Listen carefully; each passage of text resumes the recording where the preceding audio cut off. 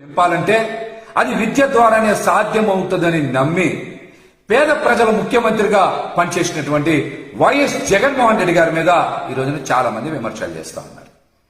ఆయన అమ్మఒడి పథకం ఈ దేశంలోని ఎవరు అమలు చేయాల ఒక కొత్త పథకానికి శ్రీకారం చుట్టి పేద సామాన్య కుటుంబాలు ఉన్నతంగా చదువుకోవాలి, నాణ్యమైన విద్యని అభ్యసించాలి, ప్రతి ఒక్కరూ బడిబాట పట్టాలి అని ఒక దృఢ నిశ్చయంతో విద్యా వ్యవస్థలో విప్లవాత్మకమైనటువంటి మార్పులు తీసుకురావడానికి అమ్మఒడిని ప్రవేశపెట్టి ఎంతో అద్భుతంగా అమలు చేసి ముందుకు వెళ్ళినటువంటి వ్యక్తి జగన్మోహన్ రెడ్డి గారు.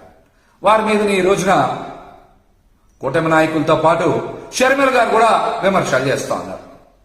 తల్లికి వందనాన్ని ఏ విధంగా అమలు చేస్తారు, అమ్మఒడి కన్నా మెరుగ్గా అమలు చేస్తారా లేదా అనే విషయాల మీద షర్మిల